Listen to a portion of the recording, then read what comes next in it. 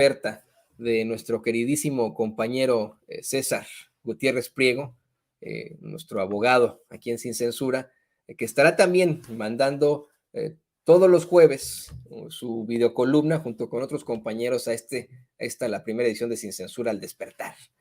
Vamos a ver y escuchar al queridísimo licenciado César Gutiérrez Priego.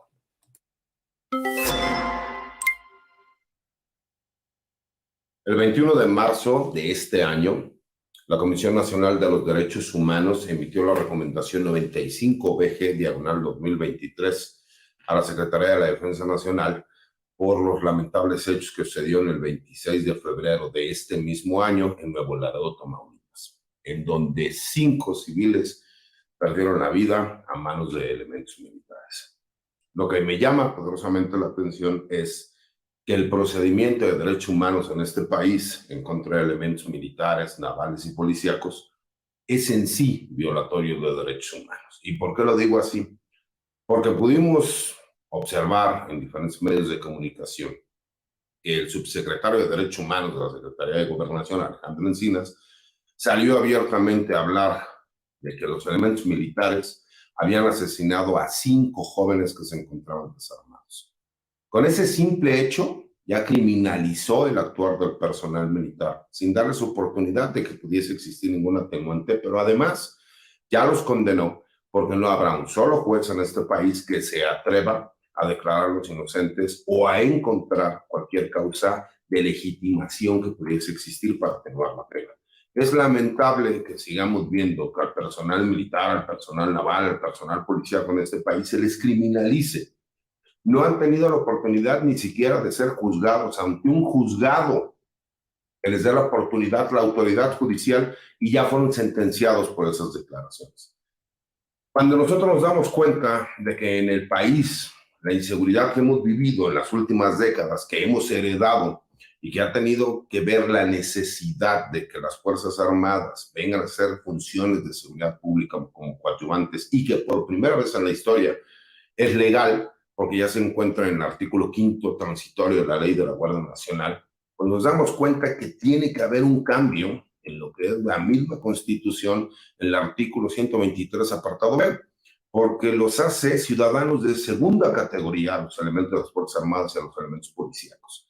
Parecería que tienen muchísimo más derechos un presunto delincuente que los elementos militares, porque simple y sencillamente cualquier abogado defensor que tenga conocimiento de los temas de carácter penal, tanto en el fuero federal, el fuero común y el fuero militar, sabrá que las atenuantes que se pueden hacer valer tienen que ver con cuestiones de carácter psicológico como el estrés postraumático, que nosotros lo vemos, que los elementos militares, los elementos navales y los elementos policíacos lo viven en el día a día.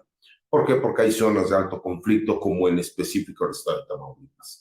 Es increíble que la oposición se sumó a este linchamiento público en contra de los elementos militares. Es increíble que la misma recomendación que hace la Comisión de Derechos Humanos determina que se realizó un acto de uso ilegal de la fuerza por parte de los elementos militares y que ellos ni siquiera han declarado ante un juzgado federal por los delitos que se les pudieran imputar.